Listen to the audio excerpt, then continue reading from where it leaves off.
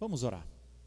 Senhor, esse culto é para o Senhor, toda a honra, toda a glória, toda a adoração, toda a exaltação pertencem ao Senhor. A Tua presença é a mais importante nesse encontro. Pedimos, Senhor, que o Senhor visite cada lar, cada pessoa que nos acompanha aqui nessa noite. Tanto aqui, esses que estão comigo, como aqueles que estão assistindo à transmissão. Que o Senhor, toque no coração de cada um de nós e que a Sua palavra encontre um coração, um solo fértil no coração. Perdoa os nossos pecados, as nossas limitações, e que toda a honra, toda a glória e todo o louvor sejam dadas sempre ao Senhor. Visita cada lar, Senhor. A Tua palavra diz que onde estiverem 2 ou 3 reunidos no Seu nome, o Senhor estaria ali.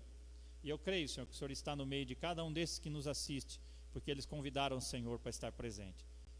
Faça a Sua presença manifesta no nosso meio e no lar de cada pessoa, em nome de Jesus. Amém. Amém. Vamos louvar ao Senhor. Nós viemos aqui para ouvir a voz do Senhor. E essa canção diz assim: Tua voz aquece o meu coração, devolve a vida à razão e me faz cantar.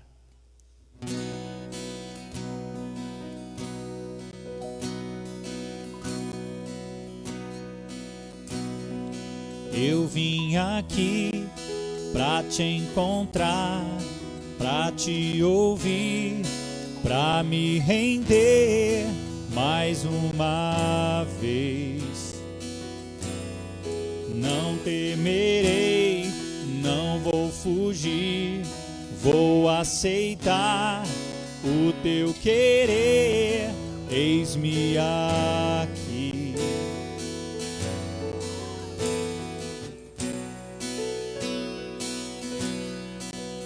Tua voz aquece o meu coração, devolve a vida à razão e me faz cantar, me refaz de novo e mais uma vez, moldando o meu coração ao Teu.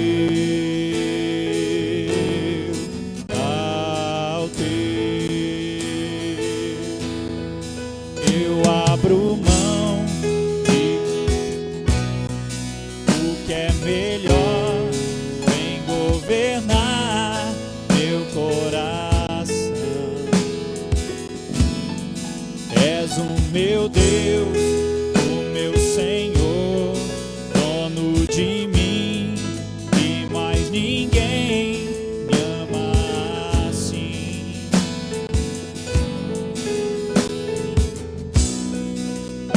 Tua voz aquece o meu coração, Tua voz aquece o meu coração, devolve a vida à razão e me faz cantar, me refaz de novo e mais uma vez, moldando o meu coração ao Teu.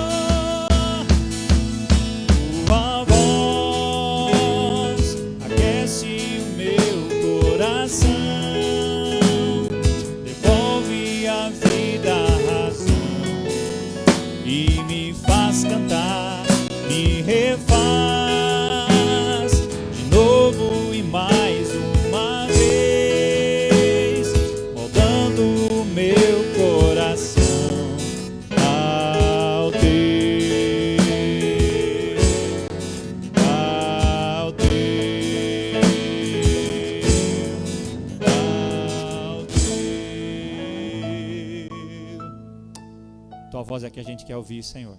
É a tua voz que nós queremos ouvir nesse lugar. Fala, Senhor, com cada um de nós e com cada pessoa que nos assiste, porque o Senhor é mais do que um amigo.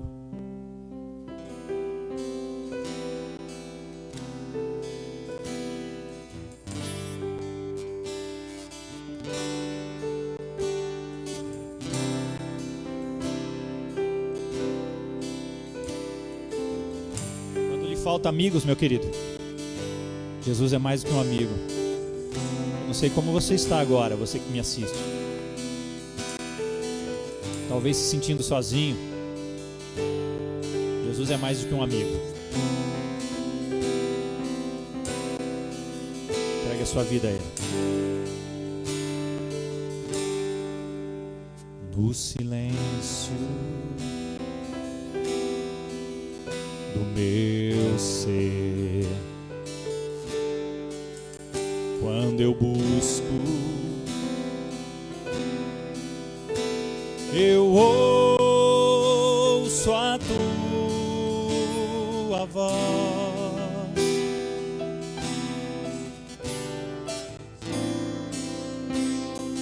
e ao te contemplar,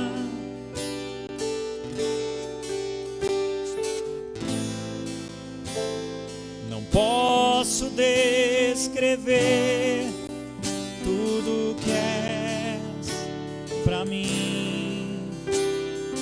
Mais que um amigo tu és, mais do que eu possa expressar. Tu és para mim, tua graça não me faltará. Teu amor me restaurará, me alegro em ti. Eu quero adorar-te,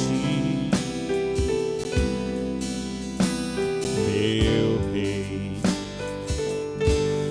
em tua presença. Me oferecerei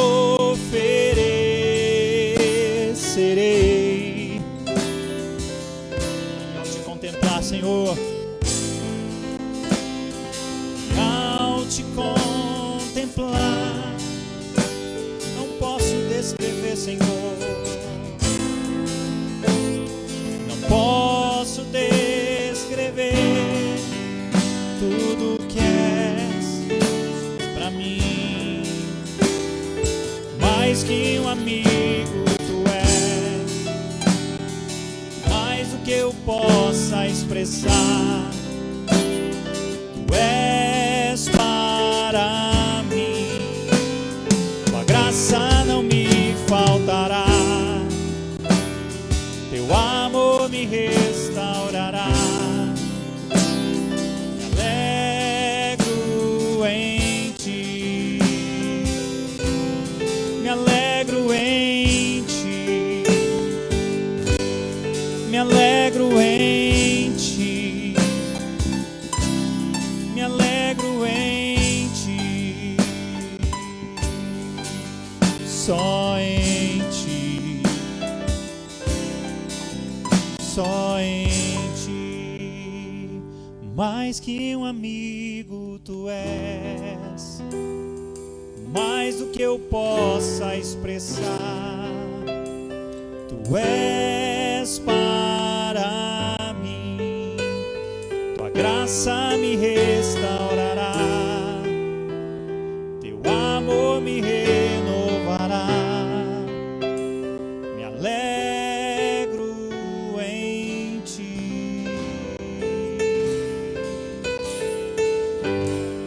Nós nos alegramos no Senhor.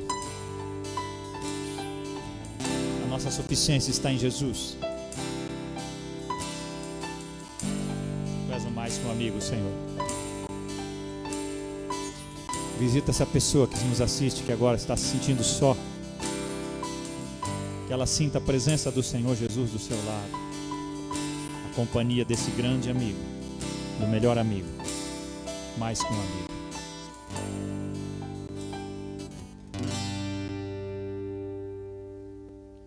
Te dou meu coração e tudo que há em mim. Entrego meu viver por amor a ti, meu rei.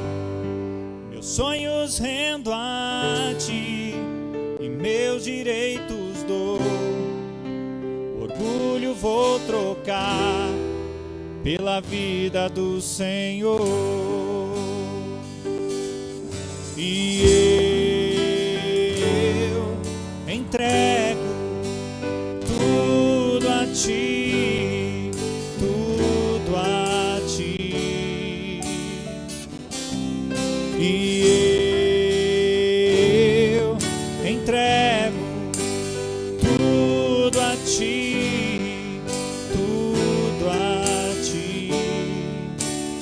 Esse é o convite para você. Eu canto esta canção, entrega a ti, Jesus. O que o mundo dá, eu deixo aos pés da cruz. Por conhecer a ti, teu nome dá louvor. Sentir tua alegria, partilhando tua dor.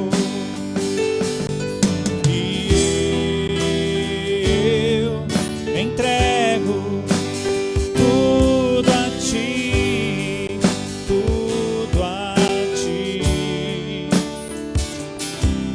E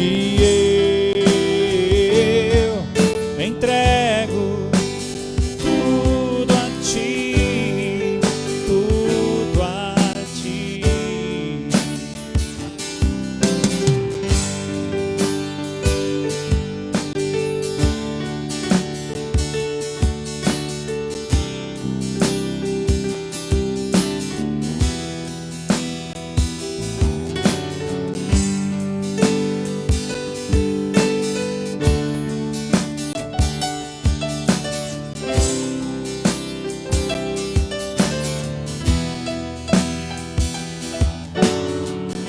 Comigo, você que está assistindo. E eu entrego tudo a ti, tudo a ti. E eu entrego tudo a ti, tudo a ti. Entrego tudo a ti.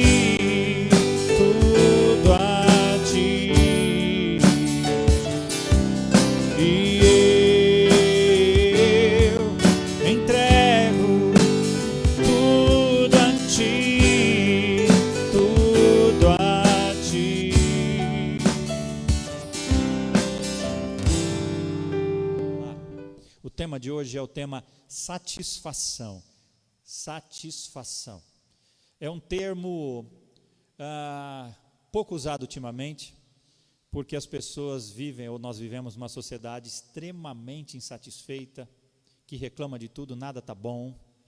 Então, eu pensei nesse tema porque há muito tempo atrás alguém escreveu a respeito disso e nos dá muitas lições que talvez muitos de nós ainda não aprendemos sobre satisfação. Mas antes de nós lermos o texto bíblico base, eu quero pensar com vocês algumas coisas. Primeiro, existe uma música muito conhecida de uma banda britânica, Rolling Stones. Talvez a música mais conhecida deles se chama Satisfaction. E ele canta, eu traduzo em português, ele diz assim: eu não consigo nenhuma satisfação. Mick Jagger escreveu essa música. E no coro diz assim: eu não consigo nenhuma satisfação, eu não consigo nenhuma satisfação, porque eu tento, e eu tento, e eu tento, e eu tento, eu não consigo nenhuma satisfação. Em inglês é I can get no satisfaction, não é isso? Você que conhece essa música, você sabe de que eu estou falando. Então essa música está nos mostrando exatamente como está o coração do homem hoje, como vive o coração do homem. Como a maioria das pessoas vivem sem satisfação, sem encontrar satisfação. Será que De fato, Mick Jagger, ao escrever essa música, ele tem razão? Será que nós não conseguimos encontrar satisfação? É algo para você pensar. Se você está insatisfeito, pense a respeito. Quão satisfeito você está? Quão satisfeito? Se você, pelo que eu tenho visto na TV, nas redes sociais, a nossa vida seria muito mais gratificante, dependendo das propagandas, se eu comesse tal coisa, se eu bebesse tal coisa, ou se eu adquirisse, ou se eu tivesse tal coisa. Ninguém está imune à influência da televisão, das redes sociais, das propagandas, do marketing. E eu tenho algumas perguntas para você, para a gente iniciar essa conversa. Primeira, de 1 a 10, quão satisfeito você está com o seu trabalho? Isso se você estiver trabalhando hoje, né? Porque com a crise, de repente, você nem trabalho tem nesse momento. Quão satisfeito você está com o seu corpo, com a sua aparência física, com o seu visual, com a sua estética? Quão satisfeito você está com a sua renda? Quão satisfeito você está com o seu casamento ou com a sua vida de solteiro? Quão satisfeito você está com a sua casa, se é que ela é sua, ou com a sua casa alugada? Quão satisfeito você está com o seu carro, com o seu veículo, com o seu meio de transporte? Ou com o seu computador, ou com o seu celular, ou com o seu guarda-roupa? Quão satisfeito você está com as circunstâncias e condições gerais da sua vida? A maneira de viver? Outras perguntas mais profundas eu poderia dizer para você: quão satisfeito você deveria estar? Ou quão satisfeito você poderia estar? As suas expectativas são altas ou baixas demais? É fato que a verdadeira raiz da nossa insatisfação é mais profunda do que a resposta que nós damos às propagandas e ao marketing que nos é apresentado. Reside em algum lugar dentro da nossa alma. Nós somos, por natureza, insatisfeitos, se não com uma coisa, com outra, mas nós somos seres insatisfeitos. E talvez isso tenha começado lá no Éden, quando a serpente pergunta para Eva, olha só o que o texto diz: ora, a serpente era o mais astuto de todos os animais selvagens que o Senhor Deus tinha feito, e ela perguntou à mulher: foi isto mesmo que Deus disse, não comam de nenhum fruto das árvores do jardim? É interessante que a serpente só despertou dentro do coração de Eva essa insatisfação, porque ela podia comer de tudo, ela só não podia comer de algo, e justamente daquilo que ela não podia, é que a serpente despertou essa insatisfação no coração dela. Há muitas poucas pessoas na história que têm sido bem-sucedidas em levar a satisfação às últimas consequências. Na breve lista de pessoas que tentaram encontrar satisfação na vida, nós encontramos o homem mais sábio da história, que é Salomão.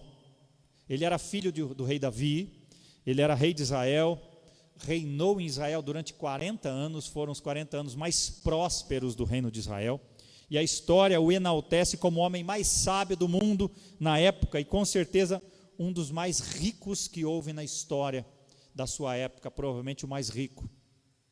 Se alguém podia falar, meu querido, minha querida, se alguém podia falar com propriedade sobre ter tudo que o coração deseja, esse homem era Salomão.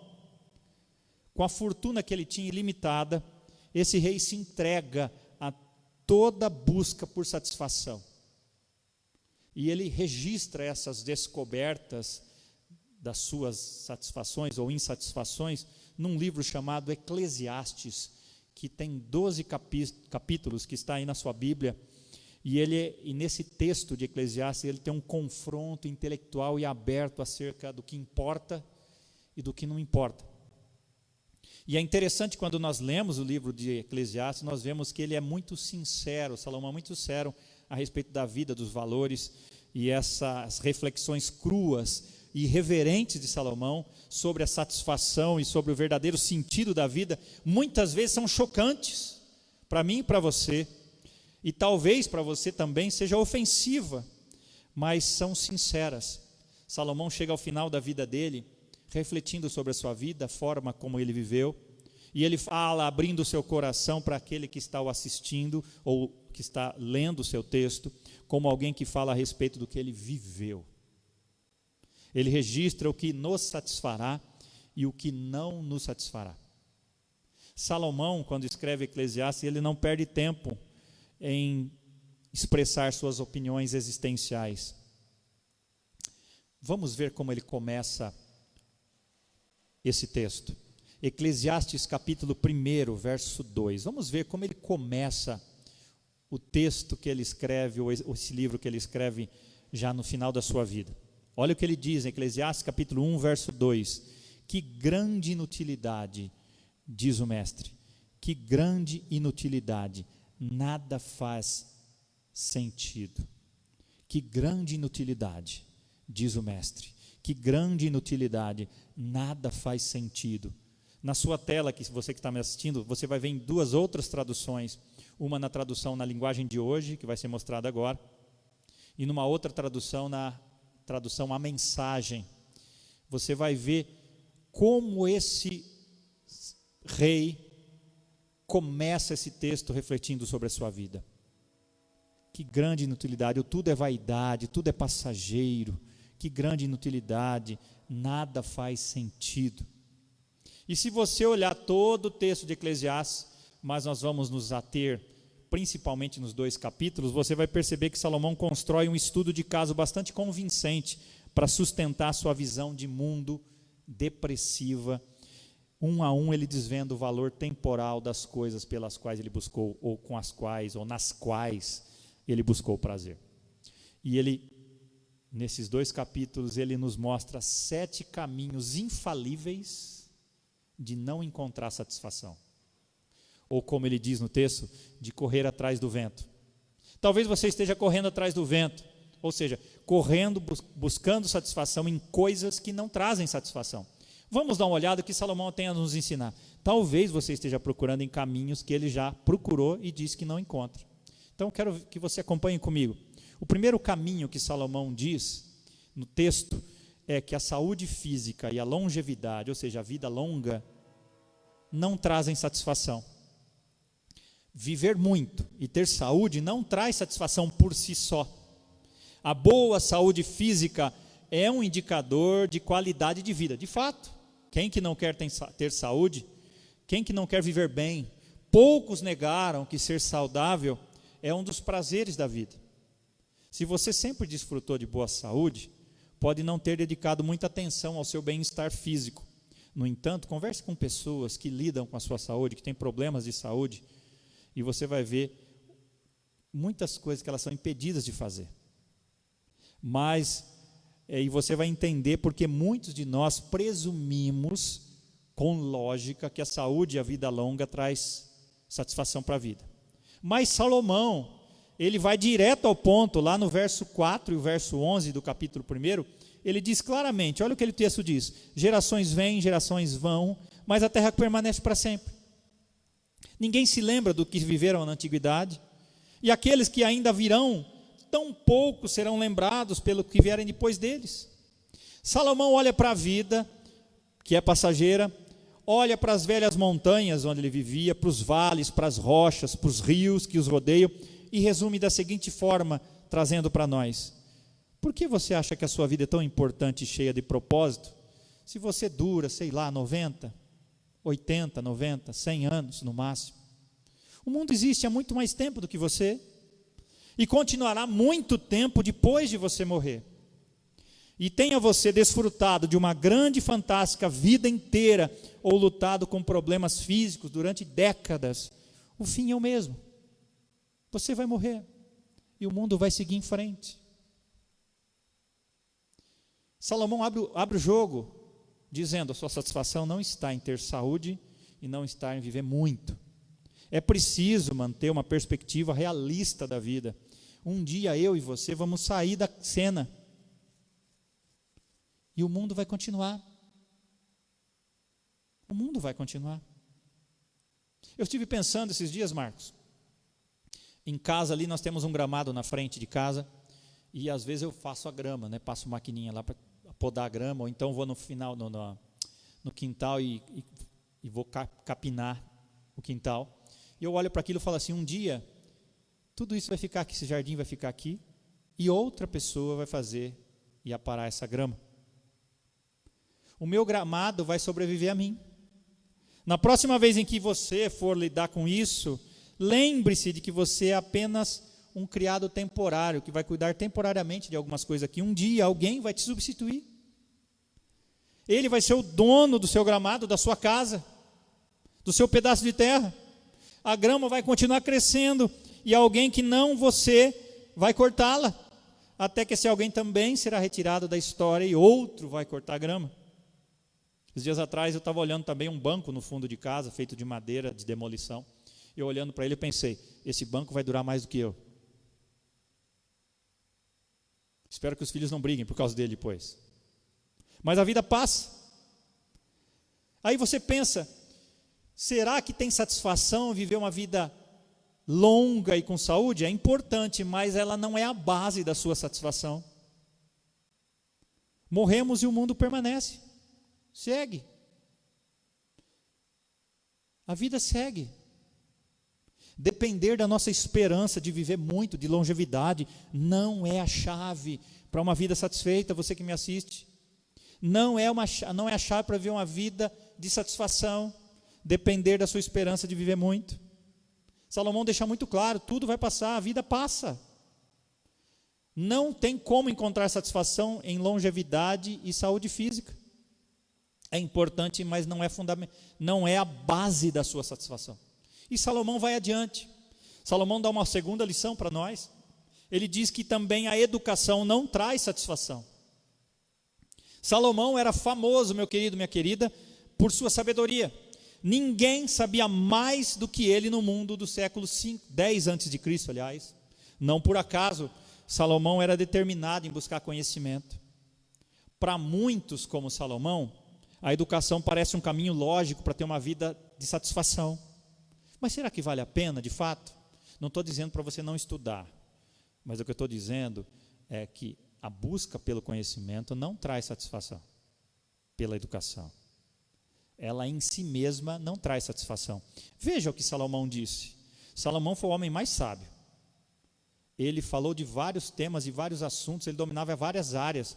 E olha o que ele diz no capítulo 1 de Eclesiastes, versos 13, 16 e 17. Olha o que o texto diz. Dediquei-me a investigar e a usar a sabedoria para explorar tudo que é feito debaixo do céu. Fiquei pensando, eu me tornei famoso e ultrapassei em sabedoria todos que governaram Jerusalém antes de mim. De fato, adquiri muita sabedoria e conhecimento. Por isso me esforcei para compreender a sabedoria, bem como a loucura e a insensatez. Mas aprendi que isso também é correr atrás do vento. Salomão não está dizendo que o conhecimento e a educação são coisas ruins, só que eles não trarão à sua alma a satisfação que você deseja, de fato nenhum, de nenhuma forma. Eu tenho certeza que, como eu, você já conheceu estudantes que concluíram uma faculdade e não sabiam o que fazer depois. Aí ingressaram numa pós-graduação, ingressaram no mestrado, ingressaram num doutorado e o vazio e a insatisfação continuam no coração. Eles não descobriram o que eles estavam procurando, não encontraram satisfação, de modo que tentaram toda essa busca de conhecimento e a insatisfação está no seu coração.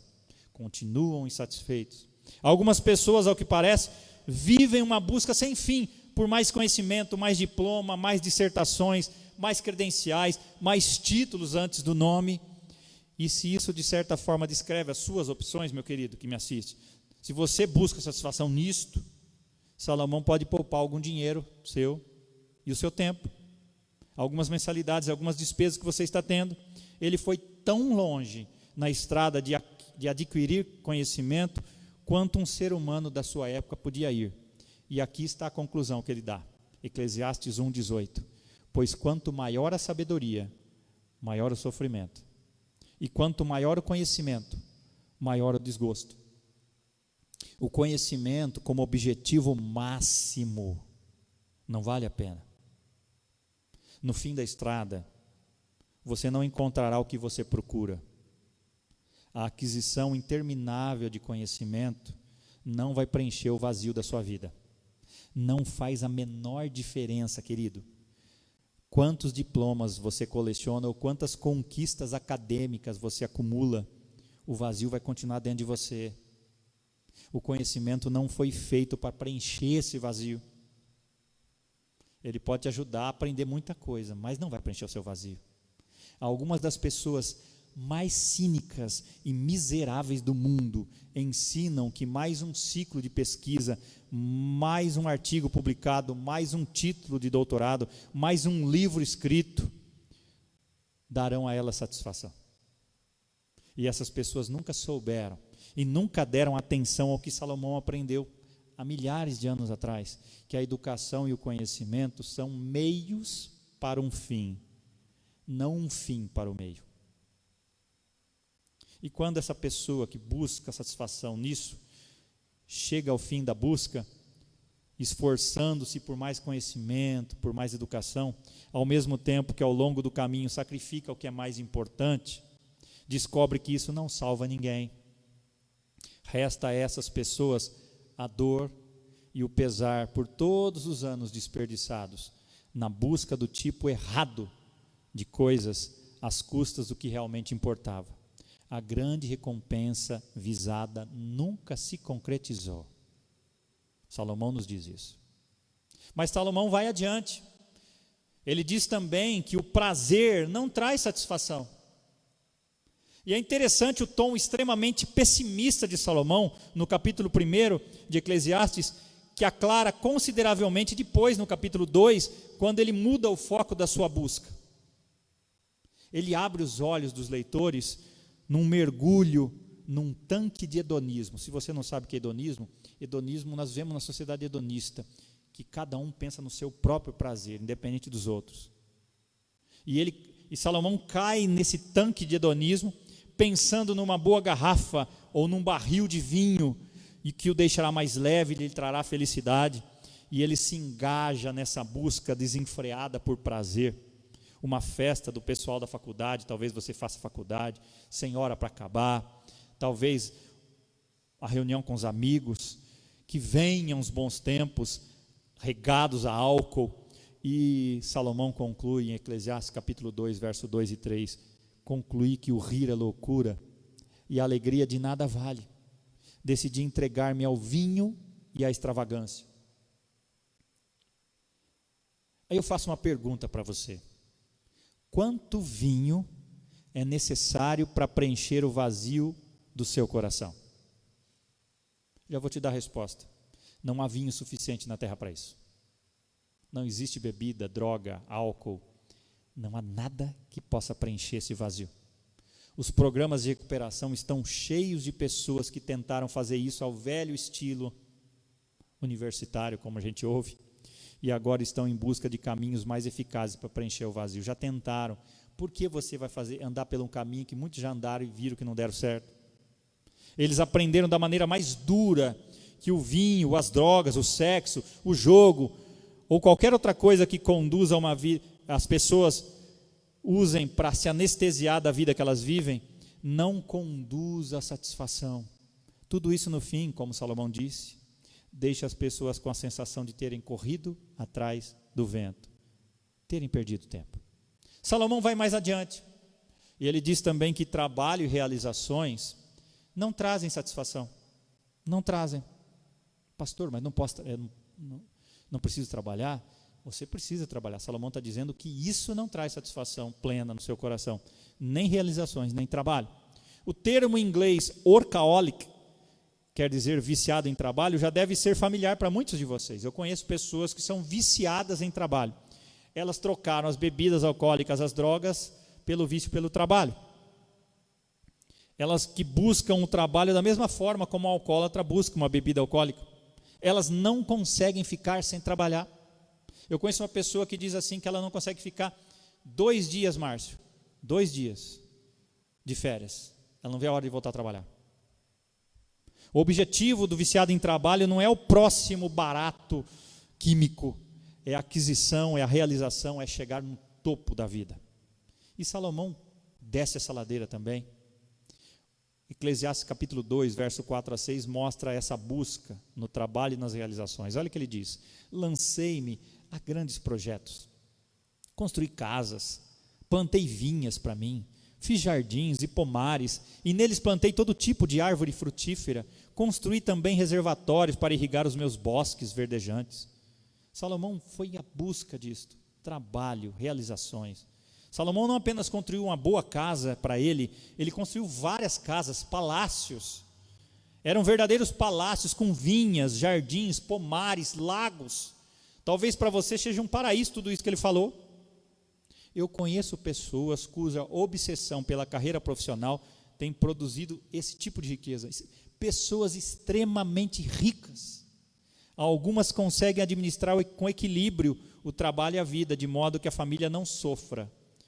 Mas a maioria não consegue equilibrar isso. A família sempre sai prejudicada.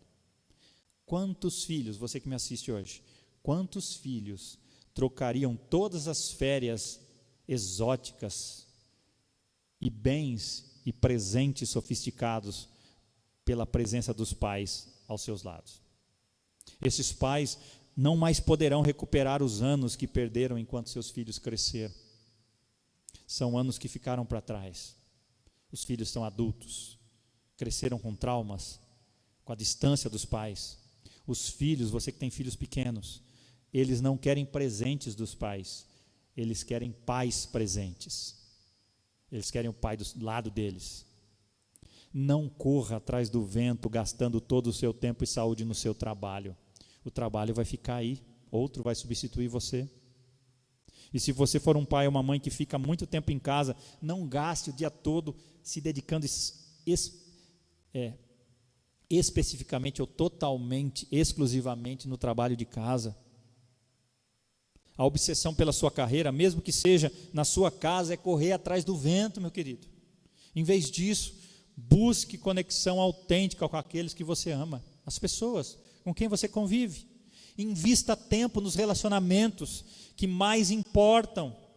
Você não vai se arrepender disto. Salomão segue mais adiante. Salomão diz também que a riqueza não traz satisfação. Riqueza não traz satisfação. Há quem diga assim, dinheiro não traz alegria, mas ajuda, né? Riqueza não traz satisfação. Ela pode nos limitar em algumas coisas, mas ela não traz satisfação nela em si mesma. É fácil confundir trabalho com riqueza, porque um costuma levar ao outro. Salomão, entretanto, faz uma distinção entre os dois. O desejo por trabalho envolve a obsessão de alcançar, de realizar.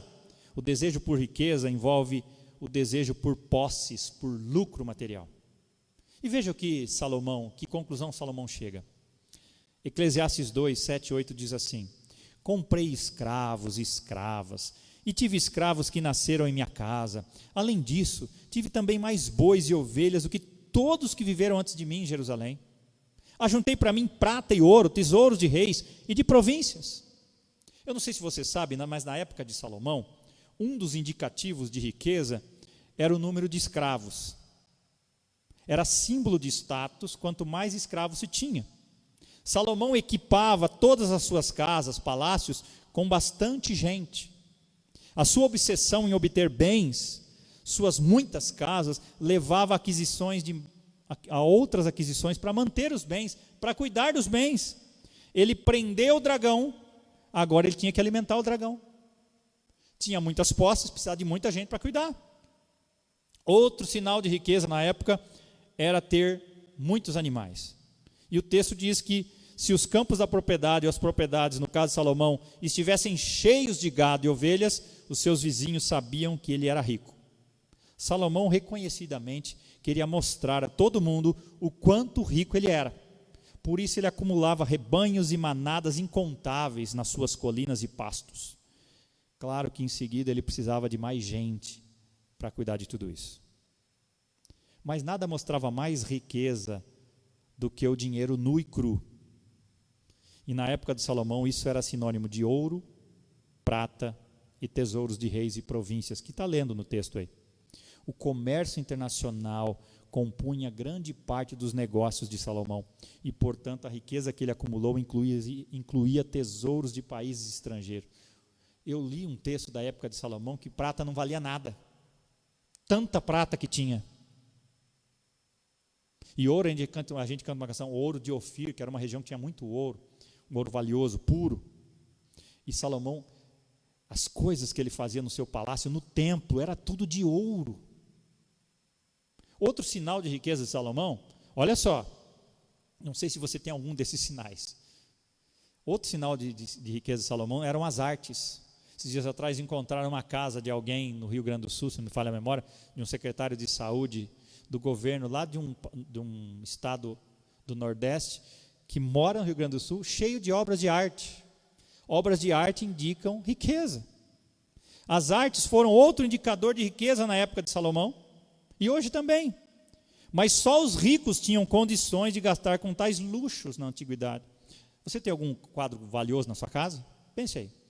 Obra de arte? Leonardo da Vinci? Pablo Picasso? Salomão não deixou as artes de fora, queridos. Além de toda a riqueza que ele possuía, o texto diz que ele também se serviu de cantores e cantoras. Se você olhar em Eclesiastes capítulo 2, verso 8, a segunda parte, ele tinha gente cantando para ele todo dia na casa dele. Imagina você contratar aquela banda que você gosta, aquela cantora que você gosta de ouvir, cantar na sua casa todo dia. E não é no CD não, é ao vivo, em cores.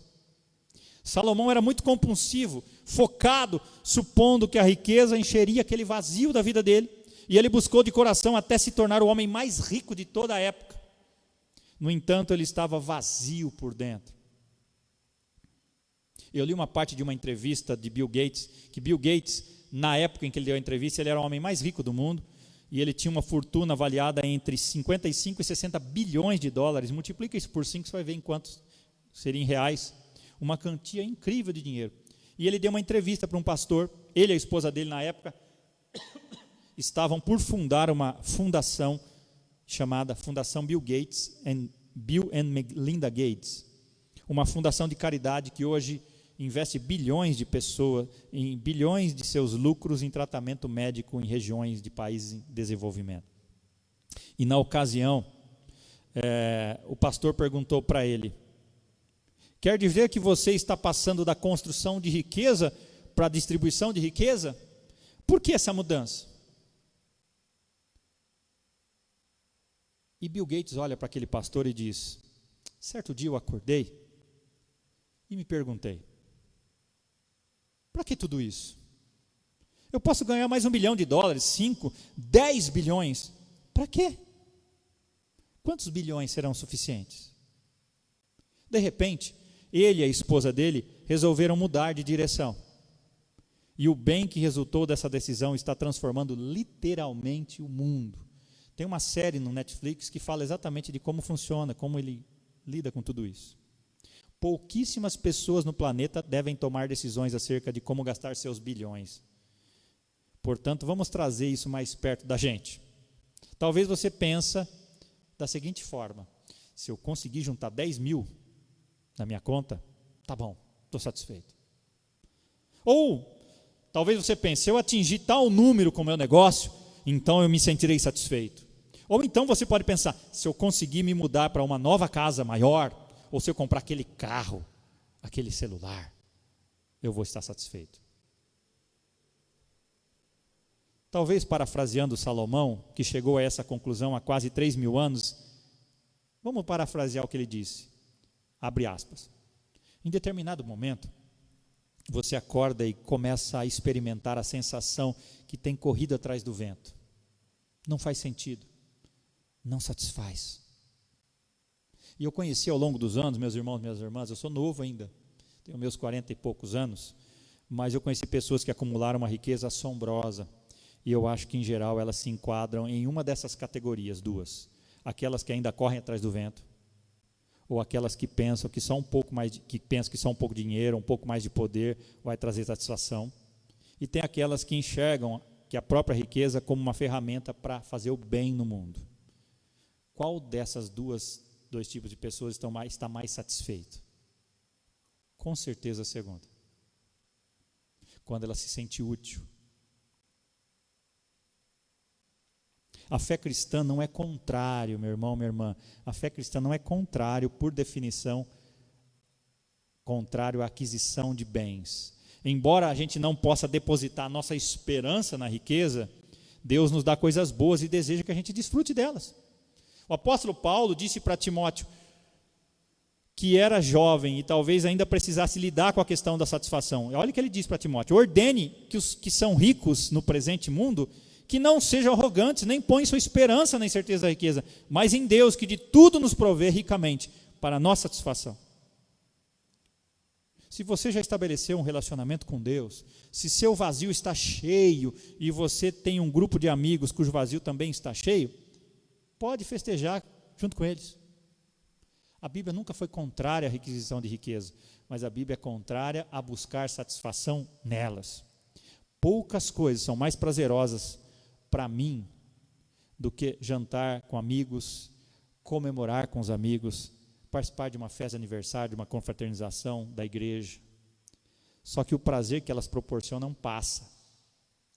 Não as busco por satisfação duradoura, porque essa satisfação eu não vou encontrar nessas coisas.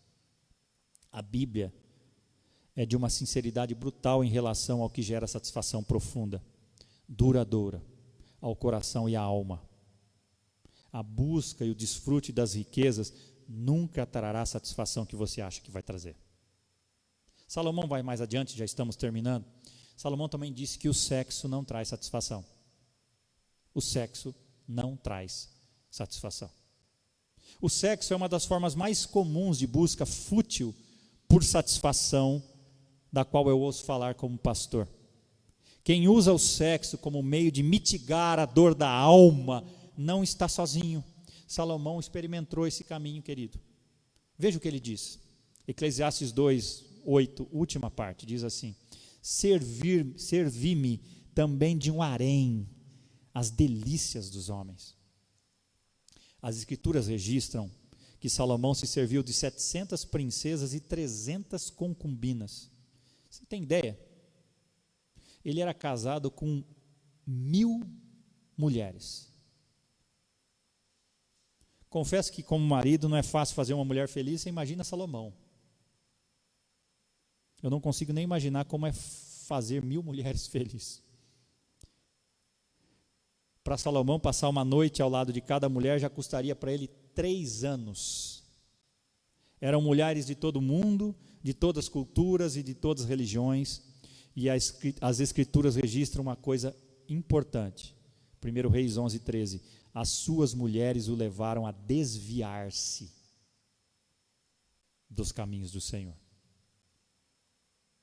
Há quem, como Salomão, tente preencher o vazio da sua vida fazendo sexo com montes e montes de mulheres, e isso corrói, ou homens, né? E isso corrói a alma e deixa um vazio nas pessoas.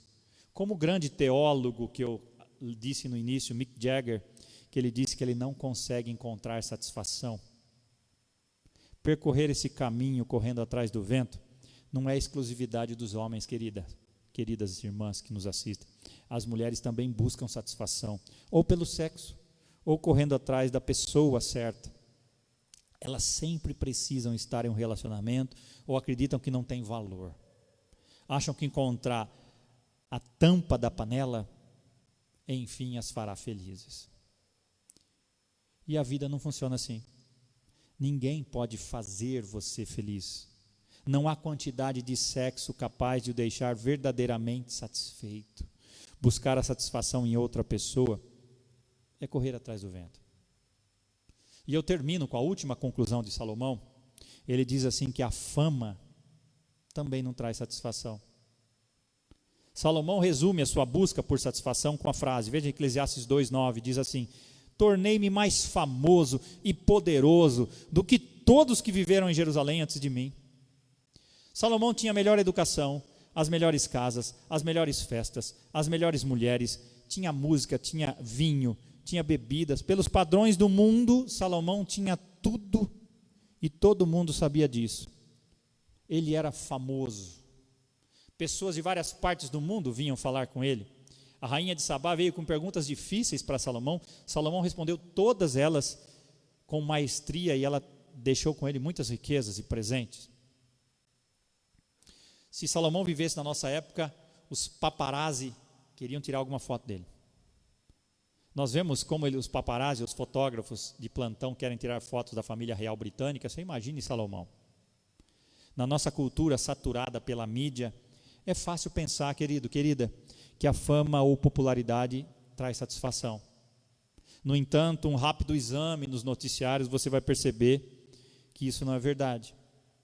Músicos, atores famosos são notórios por se acabarem ou destruírem vários casamentos. Você compra uma revista de fofoca hoje, faz tempo que eu não vejo isso, mas você compra hoje, amanhã a pessoa que casou nessa revista, na próxima edição já terminou o casamento, já está com outra pessoa. Celebridades que aparentemente têm tudo, também viram notícia com perturbadora frequência, quando se matam, ou por causa de uma overdose, ou intencionalmente. O número de pessoas conhecidas, famosas, sobre as quais ouvimos falar, que ingressaram em clínicas de reabilitação ou recuperação, reflete apenas a ponta do iceberg, daquelas para quem o álcool ou as drogas permanecem um problema secreto. Na maioria das vezes, a fama arruína as vidas. É interessante, as pessoas buscam fama, querem ser conhecidas, depois que são conhecidas elas se escondem, são protegidas, não querem ser vistas, não querem ser comentadas. E Salomão diz: eu vivi tudo isso, querido. Salomão resume a sua tentativa mundana de preencher o vazio da vida dizendo assim, Eclesiastes 2, 10 e 11: eu não me neguei nada que os meus olhos desejaram, não me recusei a dar prazer algum ao meu coração. Na verdade, eu me alegrei em todo o meu trabalho. Essa foi a recompensa de todo o meu esforço. Contudo, quando avaliei tudo o que as minhas mãos haviam feito e o trabalho que eu tanto me esforcei para realizar, percebi que tudo foi inútil. Foi correr atrás do vento. Não há nenhum proveito no que se faz debaixo do sol. Conquista ilimitada, prazer ilimitado. Se isso não preenche um vazio, o que preenche? A sociedade que nós vivemos, queridos, opera sob um pressuposto de que quanto mais, melhor. Ninguém questiona essa verdade, menos ainda no mundo que nós vivemos. Eu não sei se na sua infância, alguma vez você teve uma conversa dessa forma com seus pais. Diz que certa vez um menininho chegou para o pai dele e falou assim: papai, mamãe, por que eu tenho que estudar tanto? Aí o pai responde: para que você consiga entrar numa escola melhor. Mas por que eu tenho que entrar numa escola melhor? Para você conseguir um emprego que pague bem. Mas por que eu preciso de um emprego que pague bem? Para que eu tenha condições de comprar todas as coisas boas da vida. Sei, pai. O que acontece quando, enfim, eu comprar todas as coisas boas da vida? Serei feliz então? As coisas boas me farão feliz? Pai, mãe? E os pais ficam em silêncio. Salomão jogou conforme as regras. Trabalhou duro, foi bem sucedido em alcançar todos os seus sonhos. Contudo, no fim, seu experimento hedonista de busca de prazer sem medida foi um fracasso. Ele passou a vida inteira fazendo coisas que em sua concepção acabariam por fazê-lo feliz, só para ver a experiência implodir. Parafraseando Salomão, talvez ele chegue ao final da vida assim: na minha tentativa de atingir a minha autossatisfação, eu posso riscar da minha lista a busca de prazer. Eu vivi isso. Eu tive tudo, literalmente, e nada me levou a atingir o meu objetivo. Concluo da seguinte forma: se ainda não era, agora ficou claro para você, querido, o que o dinheiro não pode comprar.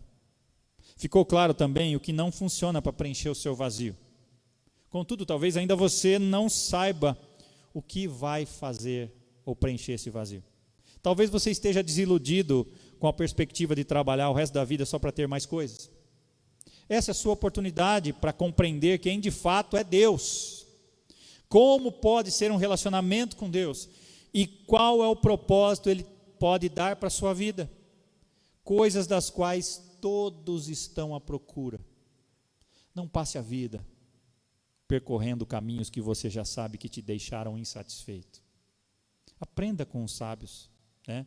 Há quem diga, aprender com os erros é inteligente, aprender com os erros, com os próprios erros é inteligente, aprender com os erros dos outros é ser sábio. Aprenda com os erros de Salomão e de outros que te falaram, a vida de outros. Veja que esses caminhos são becos sem saída. Deus é o único que pode preencher esse vazio dentro de você, esse vazio de satisfação, esse vazio existencial. Dostoiévski disse uma frase que ficou marcada no meu coração: existe num homem um vazio do tamanho de Deus. No fim da vida, Salomão entende com clareza que as suas atividades de correr atrás do vento nunca suprimiram a satisfação da alma que ele buscava. Eu não sei você, como está. Então, esse homem sábio faz uma observação filosófica e diz assim, verso 17: por isso desprezei a vida, pois o trabalho que se faz debaixo do sol pareceu-me muito pesado, tudo era inútil, era correr atrás do vento. Desprezei todas as coisas pelas quais eu tanto me esforçava debaixo do sol, pois terei que deixá-las para aquele que me suceder. E que pode dizer se ele será sábio ou tolo? Todavia terá domínio sobre tudo o que realizei com o meu trabalho e com a minha sabedoria debaixo do sol. Isso também não faz sentido. Cheguei ao ponto de me desesperar por todo o trabalho no qual tanto me esforcei debaixo do sol. Pois um homem pode realizar o seu trabalho com sabedoria, conhecimento, habilidade, mas terá que deixar tudo o que possui como herança para alguém que não se esforçou por aquilo. Isso também é absurdo, é uma grande injustiça. Que proveito tem um homem de todo o esforço, de toda a ansiedade com que trabalha debaixo do sol? Durante toda a sua vida, seu trabalho é pura dor e tristeza.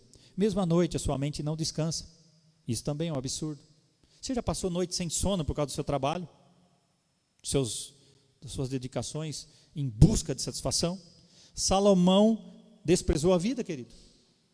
Ele tirou nota A em sinceridade, ou nota 100. Mas você gostaria de ter esse sujeito do seu lado, desanimado com a vida? No entanto, compreendendo a desilusão de Salomão, ele volta um olhar duro e honesto para a realidade e chega a uma seguinte conclusão, trazendo para nós esse texto que ele falou. Então, abre aspas, então eu me mato durante 40, 50 anos trabalhando por alguma coisa, e justamente quando começa a valer a pena, quando eu alcanço o sucesso, eu tenho de entregar tudo para um idiota qualquer quando me aposentar. E ele pode simplesmente pôr tudo a perder. A soma total da obra da minha vida pode evaporar e desaparecer diante dos meus olhos. Isso é insano, é um absurdo, é correr atrás do vento. É ridículo. Você trabalha 50, 30, 40, 50 anos para alcançar os seus sonhos e de repente você tem que entregar tudo na mão de alguém que não vai cuidar direito. Percebe que isso não sai satisfação? A história nos diz, e isso aconteceu com Salomão. Salomão adquiriu riquezas, ficou muito rico. Quando ele morreu, o reino foi dividido. O filho não soube administrar bem, os reinos se dividiram, houve uma crise, e o templo tão suntuoso que ele fez, foi destruído completamente. Nós temos visto também em nossos dias a ruína de impérios que pareciam indestrutíveis. Cuidado com aquilo com que você vincula os seus sonhos, as suas esperanças. Não se trata apenas do risco de que essas coisas não satisfaçam, o que já é assustador o bastante. Eu quero desafiar você. Deus não quer que você desperdice a sua vida como Salomão fez. Nós temos a opção de aprender com os erros dele. Ainda você está vivo, ainda há chance de mudar isso. Se você desperdiçou a sua vida até aqui, buscando satisfação nessas coisas que eu disse, ainda dá tempo que você está vivo. Poupe-se dessa dor de cabeça, poupe-se de décadas correndo atrás do que não se pode alcançar. Não chegue ao fim dos seus dias para constatar que você desperdiçou a sua vida única e exclusiva com distrações. Alguma vez você já parou e se perguntou onde é mais provável que você vai passar seus últimos dias? Segundo as estatísticas, a grande maioria das pessoas vai passar os últimos dias no hospital. E lá no hospital, você nunca vai ouvir alguém falar, saque o dinheiro do banco e traga para mim numa mala. Você nunca vai ouvir falar lá no hospital, alguém no leito de morte, lave meu carro novo e deixe ele estacionado na frente da janela do meu quarto para eu poder ficar olhando para ele. Você nunca vai ouvir num leito de hospital, traga-me o último relatório financeiro da minha empresa, eu quero vê-lo pela última vez. Não é esse tipo de conversa que acontece no final da vida. O que as pessoas falam no final da vida, a maioria delas, elas falam de duas coisas: se elas estão bem ou mal com a família, ou se elas estão prontas para o encontro com Deus. Termino com isto. Certo pastor compartilhou que conversou com um homem de negócios há algum tempo no restaurante, e ele estava se recuperando de uma batalha recente contra uma enfermidade muito complicada, que o fez ficar mais de 100 dias no hospital. Ele quase morreu diversas vezes, mas ele se recuperou por um milagre e conseguiu uma prorrogação dos seus dias. E o homem ficou todo emocionado ao contar para o pastor. Ele disse assim: houve uma coisa muito perturbadora nessa longa enfermidade. E o pastor perguntou: além do fato de você ter morrido várias vezes? Ele disse: sim, foi mais do que isso. Sabe, poucas pessoas foram me visitar. Quero dizer, a bem da verdade, quase ninguém apareceu em 100 dias que eu fiquei no hospital. E quando ele disse isso, dos olhos deles jorraram lágrimas. E o pastor sentiu o estômago embrulhar e perguntou: por que isso? E o homem responde: na minha empresa, deixei milhares de pessoas ricas ao extremo, mas lamentavelmente, poucas dessas pessoas do trabalho foram me ver nos mais de 3 meses que eu fiquei no hospital. Eu dei a minha vida à empresa, mas imagino que para eles eu era apenas o chefe. E o pastor perguntou: e seus familiares, sua família, foi visitá-lo? Eles não foram te ver? E o homem olhou para ele, com os olhos marejados de lágrimas. Bem, para ser franco, eu negligenciei minha família enquanto construía o negócio e deixava ricas todas essas outras pessoas. E assim nem todos os meus familiares me visitaram no hospital. Alguns sim, mas não todos. O que você está fazendo com a sua vida? Gastando ou investindo tempo? Você tem preenchido a sua vida com coisas que de fato trazem satisfação? Quando você tiver o desejo de fazer alguma coisa em busca de satisfação, faça 3 perguntas. Primeira: isso vai trazer satisfação verdadeira? Se não for, não faça. Segunda: isso está alinhado com o propósito de Deus para a minha vida nesse momento? Se não, deixe para depois. Terceiro: isso me ajuda a levar uma vida significativa? Se não, não faça. No final da sua vida, você fará as mesmas 2 perguntas: estou bem com a minha família? Estou bem com Deus? É hora de pensar. Você está vivendo bem? Como está a sua vida? Que legado você tem deixado para trás quando você for? Lembre-se, herança divide, legado agrega. No seu último dia sobre a terra, quando você olhar pelo retrovisor da sua vida, você vai ver um legado que produz um senso de satisfação para você? Ou verá uma fileira de dias desordenados que se passaram, cheios de coisas que na realidade não têm a menor importância? Foi correr atrás do vento. Salomão termina o livro, lá no capítulo 12, com uma conclusão que vai direto ao ponto. Ele termina com a conclusão que eu quero deixar para você, meu querido, minha querida. Ele disse assim, Eclesiastes 12, verso 13: agora que já se ouviu tudo, aqui está a conclusão. Tema a Deus e obedeça os seus mandamentos, porque isso é essencial para o homem. Simplifique a sua vida para você encontrar satisfação. Quais coisas que importam acima de todas as outras da sua vida? Reserve algum tempo para você escrever uma frase clara que represente a vida que o deixaria satisfeito no seu último dia de vida. Quando você chegar no último dia de vida, pense: se ajudar, use o seguinte início de frase. Pense aí, você pode até anotar no seu celular, no papel aí. Estou satisfeito com a minha vida quando terminei. Busque satisfação em coisas que duram. Tem uma canção antiga, muito antiga, que na época em que se cantava essa canção chamava-se de corinho, né? E nós vamos cantar essa canção agora. Essa canção diz assim: satisfação é ter a Cristo, não há melhor prazer já visto. Sou de Jesus e agora eu sinto satisfação sem fim. Satisfação é nova vida. Eu com Jesus em alegria, sempre cantando a melodia, satisfação sem fim. Satisfação é não ter medo, pois meu Jesus virá bem cedo. Logo em glória eu hei de vê-lo. Satisfação sem fim.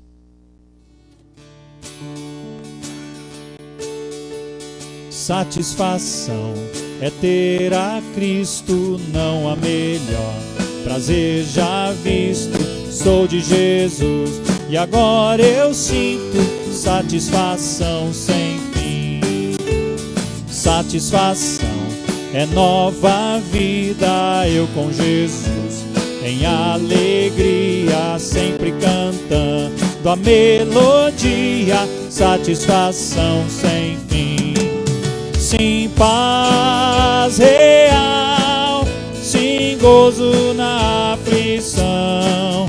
Achei um segredo, é Cristo no coração, aleluia. Satisfação é não ter medo, pois meu Jesus virá bem cedo. Logo em glória eu hei de vê-lo. Satisfação sem fim. Sim, paz real, sim, gozo na aflição. Achei o segredo, é Cristo no coração, aleluia. Satisfação é não ter medo, pois meu Jesus virá bem cedo. Logo em glória eu hei de vê-lo. Satisfação sem fim. Satisfação sem fim. Satisfação sem fim. Satisfação é ter a Cristo, não há melhor prazer já visto. Sou de Jesus e agora eu sinto satisfação sem fim. Amém? Vamos orar. Que Deus preencha esse vazio do seu coração, se você ainda está com esse vazio aí. Busque em Deus, tema a Deus, se renda a Deus. Senhor, eu te agradeço por essa palavra desafiadora para o meu coração, porque às vezes, muitas vezes na nossa vida, na minha vida, eu busquei satisfação em coisas que não me trouxeram satisfação, mas eu reconheço que a minha satisfação, a minha suficiência está em Ti. Se há alguém que nos assiste, que ainda não encontrou satisfação em nada, buscou em vários caminhos e não encontrou, que ela busque no Senhor, na sua presença, em nome de Jesus, que ela se renda aos pés de Jesus e tenha uma vida satisfeita em Cristo, em nome de Jesus, amém. Receba a bênção, que a graça do nosso Senhor e Salvador Jesus Cristo, o amor de Deus o Pai e as consolações do Espírito Santo estejam sobre todos vocês e sobre nós, desde agora e para todos sempre, amém. Sim.